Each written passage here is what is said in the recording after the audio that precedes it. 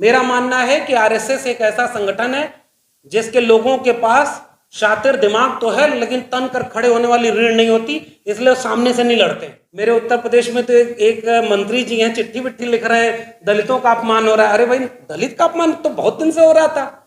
आपको जो transfer posting थी उसमें थोड़ा सा अपमान आपका हो गया तो आप दलितों का अपमान मानने लगे। भी दूं, उस पर ऊपर लिखवा दीजिएगा, इस पर्चे को जो छपवा कर 100 लोगों में बांटेगा, 24 घंटे में उसे अच्छी सूचना मिलेगी।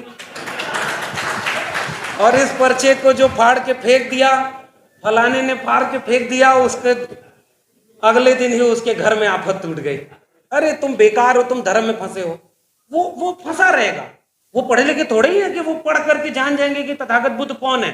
इसलिए अभी अचानक उनको चिढ़ाइए मत वहां, क्योंकि दूसरी तरफ एक व्यक्ति बैठा है जो उसको हिंदू बनाने के लिए तैयार है।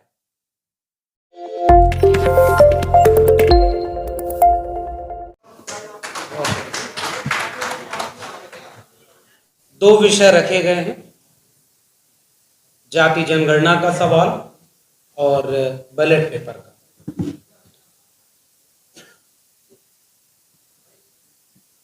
और अभी मेरे पास शायद ऐसी कोई नई बात इन दोनों मसलों पर नहीं है जो मैं यहां बोलूं और यहां बैठे हुए लोग वो नहीं जानते। इसलिए पहले तो बधाई कि इस जरूरी विषय पर यह बातचीत रखी गई है। और जाति जनगणना के सवाल पर मेरा ऐसा मानना है कि दो तरह की स्थितियां मैं अपने सामने देख पाता हूं। जो इस जाति जनगणना के होने के लाभार्थी लोग हैं, अगर जाति जनगणना होती है तो इसका लाभ वैसे तो पूरे देश का होगा। जैसे भारत का संविधान लागू है तो इसका फायदा इस देश के हर बाशिंदे को मिलता है। मगर मैं कई बार सोचता हूं कि जब संविधान पर हमला होता है तो उसे बचाने के लिए सड़क पर लड़ने कौन आता है? वो लोग सबसे अगली कतार में नजर आते हैं जिनके लिए संविधान ने ही मनुष्य होने के अधिकार दिए, जो संविधान नहीं था तो उनके पास नहीं था। और इस पूरी बहस में मैं दो पक्ष जो देख पाता हूं वही बस आपके बीच में रख रहा हूं। पहली बात यह कि जो जागरूक लोग हैं, जागरूक संगठन हैं, और इन संगठनों के द्वारा देश के बड़े बड़े मेट्रोपॉलिटन सिटीज में सेमिनार, बहस, बातचीत, लेख आयोजित होते हैं, उस तबके ने कम से कम यह बात समझ ली है कि जाति जनगणना होनी चाहिए। और उस पर ढेर सारी बातें लिखी गई हैं। प्रोफेसर दिलीप मंडल ने एक व्यवस्थित पुस्तिका भी प्रकाशित की थी, जो 2010 में जब जाति जनगणना के लिए संसद में सर्वसम्मत से पारित हुआ, उस समय की बहसों को, मीडिया में छपे लेखों को प्रकाशित किया था। और विडंबना देखिए कि 2022 में खड़े होकर के हमारे पास व्यवस्थित दस्तावेज नहीं है कि जाति जनगणना क्यों होनी चाहिए। इस पर कोई एक किताब आपको नहीं मिलेगी, इसके अलावा कोई किताब नहीं मिलेगी। सेमिनार कम से कम 500 तो हो चुके होंगे, जिसमें 50-60 में हम भी शिरकत किए होंगे। यानी हम लोग, और मैं अपने को शामिल करके ये बात कह रहा हूं, ये शिकायत सबसे पहले खुद से है कि हमने उसे आसान दस्तावेज के रूप में तैयार नहीं किया कि हम लोगों के बीच में ले जाकर दिखाएं कि भाई जाति जनगणना होगी तो ये लाभ मिलेगा। और ये जितने बौद्धिक लोग हैं, और ऐसे आयोजनों की शिकायत भी मैं कर रहा हूं कि कन्विंस्ड को कन्विंस करके, जैसे लगता है कि हम लोग कुछ दिन बाद रिचार्ज खत्म हो गया है, फिर ऐसे आयोजन में आते हैं, जोशीला भाषण होता है और फिर रिचार्ज होकर के चले जाते हैं। हालांकि वी द पीपल के कई कार्यक्रम बहुत शानदार और बहुत बहस के लिहाज से नए और दिलचस्प रहे, इसलिए मैं ये सुझाव इस मंच पर रख सकता हूं। मैं भी कोशिश कर रहा हूं, क्या एक आसान भाषा का वह दस्तावेज तैयार हो सकता है 20 पेज, 40 पेज, 100 पेज का, जो ये समझाए कि जाति जनगणना इसलिए होनी चाहिए। जाति जनगणना होगी तो कैसे पता चलेगा कि जिस देश में पेड़ पौधे और पशुओं की गिनती होती है उस देश में मनुष्यों की गिनती के साथ यह गिनती नहीं होती है कि किस जाति के कितने लोग हैं। वह पुस्तिका या वह लेख यह समझाए कि जाति जनगणना का अर्थ केवल हर जाति के लोगों को गिनना मात्र नहीं है। जाति जनगणना यह आपके सामने क्लियर करेगी कि एक राष्ट्र के रूप में 75 साल बाद आजादी के किस जाति के कितने लोग शिक्षित हुए, कितने नहीं हो पाए, किनके पास जमीनें हैं, किनके पास नहीं है। यह सबसे महत्वपूर्ण दस्तावेज है। और मैं कई बार मैंने बड़े बड़े चैनल पर बहस में देखी है, बड़े बड़े प्रवक्ता आके कहते हैं जाति गिनेंगे तो जातिवाद बढ़ जाएगा। उस पुस्तिका का एक, जैसे मैं बस एक बातचीत की शक्ल में ये बात कह रहा हूं। कई बार हम लोग जब हायर एजुकेशन में किसी से रिसर्च करने के लिए प्रपोजल मांगते हैं तो उससे कहते हैं रिसर्च क्वेश्चन तैयार करो। आप कोई शोध करने जा रहे हो तो क्या क्या सवाल पूछे जाएंगे। आपके पास इतना बड़ा मंच है, उसकी एक जिम्मेदारी मुझे भी दीजिए, मैं भी लेने को तैयार हूं। और उन सारे लोगों को भी छोटी छोटी जिम्मेदारियां बांटिए कि एक आप दस्तावेज तैयार करो। उस दस्तावेज में कुल जो 50 प्रश्न हो सकते हैं जाति जनगणना से संबंधित, उन 50 प्रश्नों के जवाब हो। केवल इतना काम करना। जाति जनगणना नहीं हो रही है तो यह नुकसान हो रहा है। ये जो आखिरी लाइन लिखा है, कौन किसका हक मार रहा है, क्यों जाति जनगणना वो नहीं होने दे रहा है। जितने आंकड़े हमारे पास हैं, अनिल चमड़िया जी यहीं दिख रहे थे, होंगे अभी इसी सभागार में। अभी उनसे बात हो रही थी 2006 में मीडिया में जाति को लेकर के योगेंद्र यादव, अनिल चमड़िया जी और जितेंद्र कुमार जी ने एक सर्वे किया। पता चला कि न्यूज रूम तो केवल अपर कास्ट के लोगों से भरा हुआ है। जब आपके लोग वहां नहीं है तो आपकी खबरें नहीं होंगी। वैसे ही दोबारा वह काम अभी तक नहीं हो पाया। 15 साल हो गए, दोबारा हमारे पास डेटा नहीं है। ऐसे ही जाति जनगणना पर मैं फिर से कह रहा हूं, प्रोफेसर दिलीप मंडल की एक पुस्तक है। वैसे आपको ढेर सारे लेख भी मिलेंगे, छोटी छोटी पुस्तकें भी मिलेंगी, हमने भी कई लेख उस पर लिखे हैं।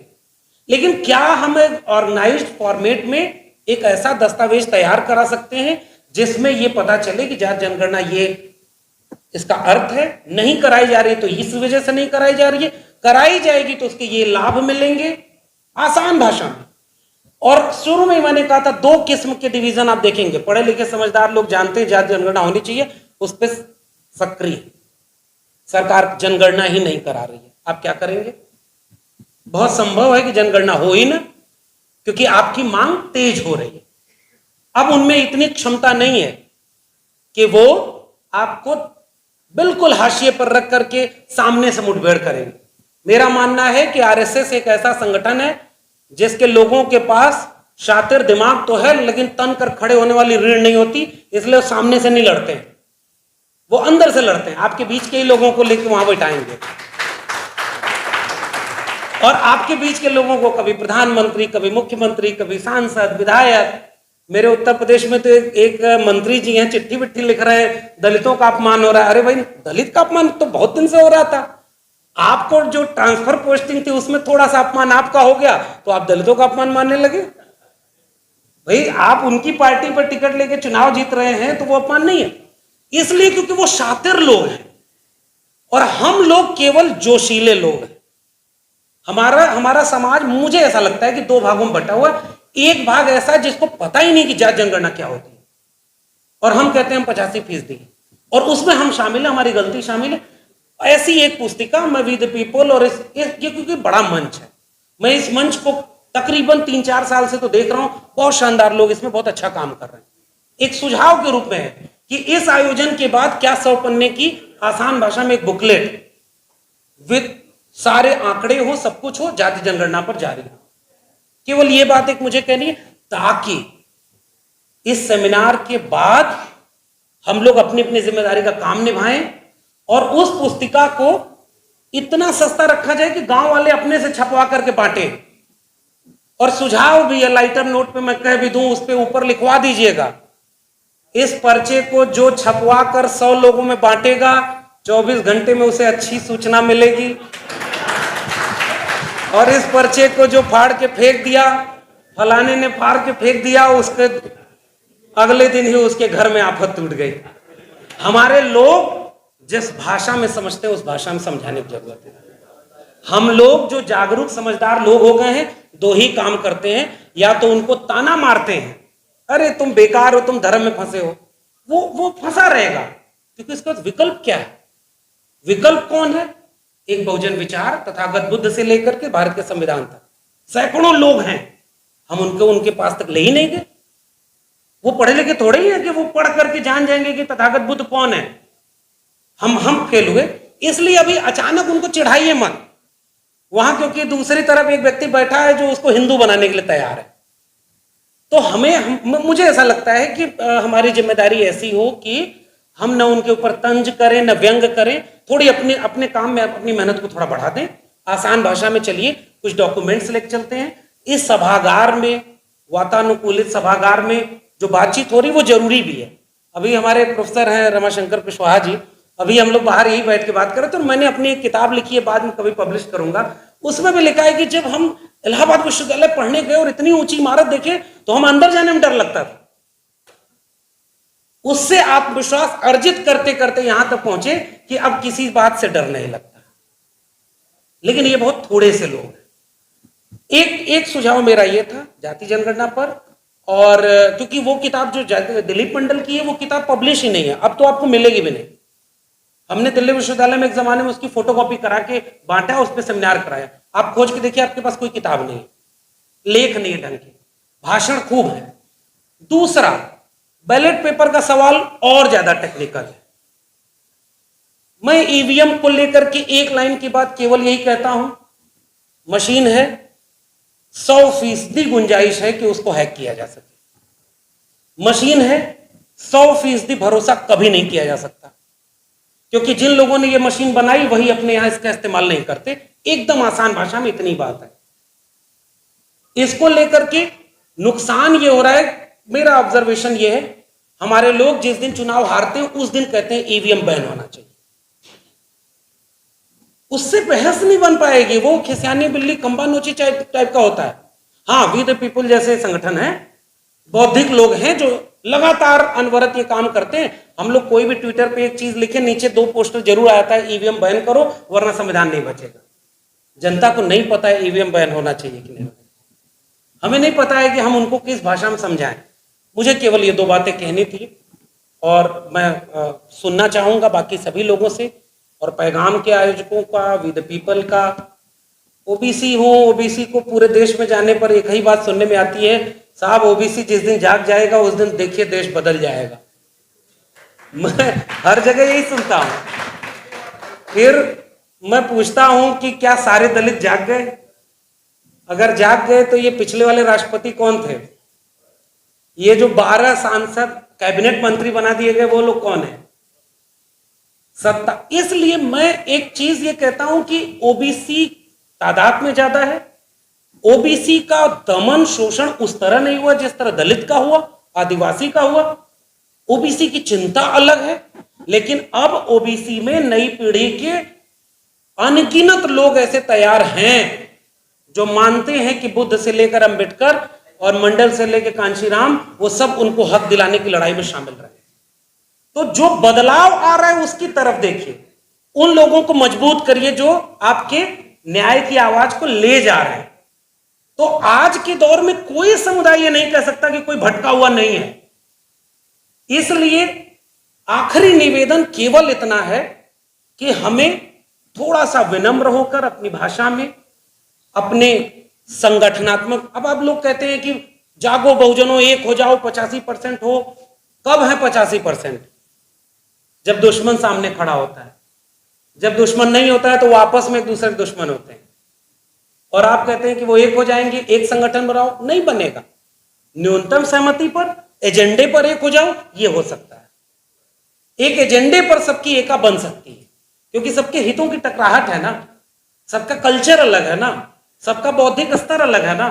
इसलिए उधर ऊर्जा लगाई जाए जिसका कुछ अगली बार जब पैगाम और वी द पीपल कार्यक्रम करे तो मुझे लगता है कि उसका सकारात्मक असर दिखे। हम सब अपनी जिम्मेदारियों को निभाएं, वरना वो वही बात हो जाएगी कि 24 के बाद चुनाव नहीं होगा, 25 में तो हिंदू राष्ट्र घोषित हो जाएगा। हम यही कहते रहेंगे और उधर सब कुछ होता रहेगा, अंत में कुछ हासिल नहीं होगा। इसलिए मुझे लगता है कि थोड़ा कुछ नए ढंग से अगर हम कर पाए इस सेमिनार को, इस बातचीत को गांव तक ले चलने की जरूरत है। मुझे ये ऐसा लगता है गांव में इसकी बहुत जरूरत है। हम लोग अगर गांव के लोगों को समझा पाए तो बल्ली सिंह चीमा की एक कविता के साथ अपनी बात खत्म कर रहा हूं। उन्होंने बहुत प्यारी कविता लिखी थी और हमारी लड़ाई वहीं से कमजोर है।